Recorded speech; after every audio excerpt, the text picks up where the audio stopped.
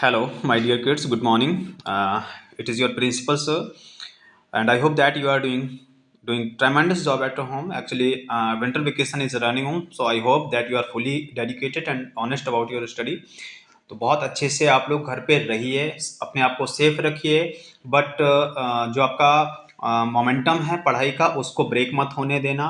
पढ़ाई करते रहना। जो भी टीचर्स आपको वर्क भेज रहे हैं सिंसियरिटी के साथ उनके वर्क को अंडरस्टैंड करिए।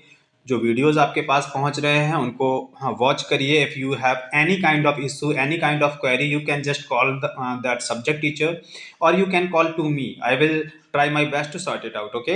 But you will have to do this. You will have to be sincere and honest about your study. This is the prime thing for us. Clear? So in English, today is our topic, what is the preposition. Actually हम जानते हैं कि हम जब भी पढ़ाई करते हैं, हम इंग्लिश से रिलेटेड कोई भी सब्जेक्ट पढ़ते हैं, क्योंकि आजकल तो आप सभी जानते हैं, चाहे साइंस हो, चाहे एसएसटी हो या इंग्लिश हो, तो सब में इंग्लिश होता ही है, ये कंपलसरी हो गया है ना। तो इंग्लिश में प्रीपोजिशंस का अपना एक रोल होता है, बहुत इंपॉर्टेंट रोल होता है।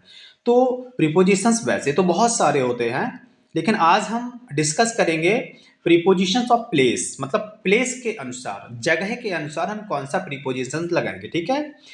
तो प्रीपोजिशन सबसे पहले हमें समझना होगा कि ये होता क्या है। तो first of all we will have to look about the definition of this particular term preposition. तो अ प्रीपोजिशन, ओके, ये क्या है? अ प्रीपोजिशन, ये हमारी होगी हेडिंग। तो preposition is a word that connect a noun or pronoun to another word or phrase in the rest of the sentence.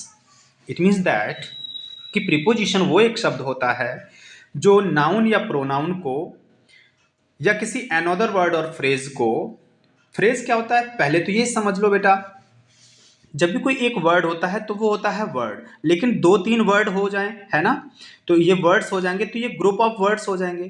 तो group of words को हम क्या बोलते हैं? हम बोलते हैं फ्रेज बोलते हैं, ओके। तो ये चीज का हमें ध्यान रखना है।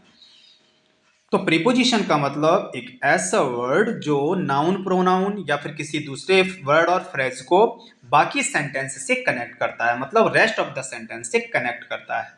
क्लियर?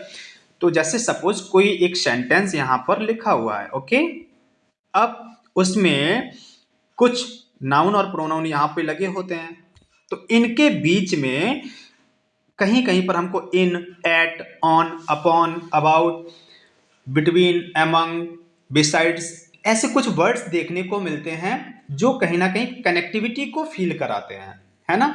और उन वर्ड्स के आने के साथ हमारा सेंटेंस का अपना एक रिदम बन जाता है, उसका अपना एक प्रॉपर सेंस निकलता है, तो उसे हम जानते हैं प्रीपोजिशन के रूप में, ठीक है। अगर हम इस एग्जाम्पल पर निगाह डालें, ये एग्जाम्पल जो दिया जा रहा है, the bone is between the two legs, मतलब ये जो बोन है ना, ये बोन किसके बीच में है? ये है टू डॉग्स के बीच में। तो इसका मतलब हमने क्या समझा कि कोई भी दो चीजें होती हैं, दो वस्तुएं हों, दो लोग हों, या फिर दो कोई भी एनिमल्स हों, उनके बीच की अगर बात की जाए, बीच में, हिंदी में उसका सेंस आना चाहिए बीच में, तो उसके लिए हमें क्या लगाना होता है? बिटवीन लगाना होता है ना। तो ये चीज हमने समझी कि जब भी किसी दो ऑब्जेक्ट के बीच में की अगर सेंस के लिए बात करें, वहां पर हमें बिटवीन लगाना पड़ेगा, है ना। तो जो बिटवीन आया यही तो प्रीपोजिशन है, जिसने सेंस निकाला बीच में, मतलब दो कुत्तों के बीच में हड्डी है। अगर ये बिटवीन हटा दें तो हिंदी से बीच में का सेंस हट जाएगा, तो फिर दो कुत्तों और हड्डी है ऐसा बोलने में आएगा, जिसका कोई प्रॉपर सेंस नहीं बनेगा, है ना। इसलिए हमें ये प्रीपोजिशंस इंपॉर्टेंट हो जाते हैं पढ़ना। चलो आगे देखते हैं।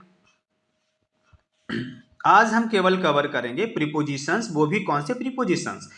प्रीपोजिशंस अबाउट प्लेस, मतलब स्थान जहां पर भी घेरा जाएगा उस स्थान के लिए हमें कौन कौन से प्रीपोजिशंस यूज करने पड़ते हैं, आज हम वो डिस्कस करेंगे। क्लियर? चलिए, जैसे हम फर्स्ट वाला डिस्कस कर रहे हैं, ये ऑन, यहां पर हमें ऑन लगाना होता है, मतलब कोई भी ऑब्जेक्ट हो, उसके जस्ट ऊपर कोई चीज रखी हो, और इसमें ध्यान देना है कि दोनों का सरफेस टच होना चाहिए। आप देख पा रहे हैं ना, इस बॉक्स के ऊपर जो एप्पल है वो बॉक्स के ऊपर रखा हुआ है, तो जो बॉक्स का सरफेस होगा, ये वाला जो सरफेस होगा, यहां टच होना चाहिए। तो ऐसी कंडीशन में हमें ऑन का यूज करना पड़ता है। तो the apple is on the box, ये हमारा इसका सेंस बनेगा, है ना। सेम दूसरा है, जैसे ये बॉक्स है ना, बॉक्स के अंदर है कोई चीज, किसी ऑब्जेक्ट के अंदर है, या किसी भी रूम के अंदर है, या किसी भी अपने पर्टिकुलर कोई सराउंडिंग कोई चीज है जिसके अंदर है अगर वो चीज, तो उसमें भी हम इन लगाएंगे। जैसे टीचर आपकी क्लास में है, तो क्लास एक रूम है ना, तो रूम के अंदर कोई है तो उसमें भी इन लगाएंगे। तो the apple is in the box, क्योंकि ये जो बॉक्स है इसके अंदर ही तो है एप्पल। तो ऐसी सिचुएशन में हमें इनका यूज करना होता है। आगे हम देखते हैं, जैसे ये बॉक्स रखा हुआ है और इसके बगल में क्या है, एप्पल रखा हुआ है, तो बगल में के सेंस में क्या आएगा, बगल में के सेंस में आएगा नेक्स्ट टू या फिर बिसाइड। तो हम बोल सकते हैं the apple is next to the box, या फिर the apple is beside to the box, है ना। क्लियर हुआ ना। आगे देखो, इसमें टू मैंने बोला है, इसको इग्नोर करिए, टू बिसाइड के आगे मत लगाना। एक होता है बिसाइड, ये जो आप पढ़ रहे हो, एक होता है बिसाइड्स, ये भी आप समझ लो, ठीक है। एक होता है बिसाइड्स, ये क्या होता है, इस बिसाइड का मतलब होता है, ये समझिए आप कि ये जो बिसाइड दिया गया है, इस बिसाइड का मतलब होता है बगल में, जैसे ये बॉक्स के बगल में रखा भी हुआ है। और एक होता है बिसाइड्स, इसका मतलब होता है के अतिरिक्त, इसका मतलब क्या होता है, के अतिरिक्त, ठीक है। दिमाग से समझना इस चीज को। अगर हम बोलें कि मेरे पास एक पेन के अतिरिक्त पेंसिल भी है, तो हम बोलेंगे I have a pencil besides a pen, ठीक है। तो वो बिसाइड्स अलग होता है और ये बिसाइड होता है, इसमें एस नहीं लगता है, इसलिए ये होता है बगल में। आगे बढ़ते हैं, ये है इन फ्रंट ऑफ, जब किसी ऑब्जेक्ट को किसी दूसरे ऑब्जेक्ट के सामने रखा जाता है या फिर वो सामने पाया जाए, तो वहां पर इन फ्रंट ऑफ होगा। The apple is in front of the box. ऐसे ही किसी ऑब्जेक्ट के पीछे कोई चीज आ जाए, ठीक है, तो वहां पर होगा behind. The apple is behind the box. अगर कोई चीज है जिसके बीच में कोई चीज आए, जैसे मैंने आपको फर्स्ट एग्जांपल दिया था जो डेफिनेशन के साथ ऐड था, क्लियर। तो यहां पर आएगा बिटवीन, जैसे कि वहां पर था ना, the bone is between the two dogs, ऐसे ही the apple is between the two box, है ना। तो ये भी आपका क्लियर होना चाहिए। आगे आइए, नेक्स्ट। नेक्स्ट इज अंडर, जब किसी ऑब्जेक्ट के नीचे कोई चीज होती है, ओके, तो वहां पर हमें क्या लगाना होता है, अंडर लगाना होता है। तो the apple is under the box. ये है थ्रू, THROUGH।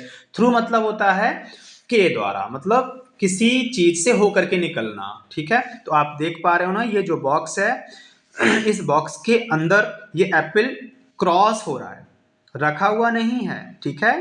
तो ये क्या हो रहा है, क्रॉस हो रहा है ना, यहां से चला और यहां पर जाकर के बाहर निकल जाएगा।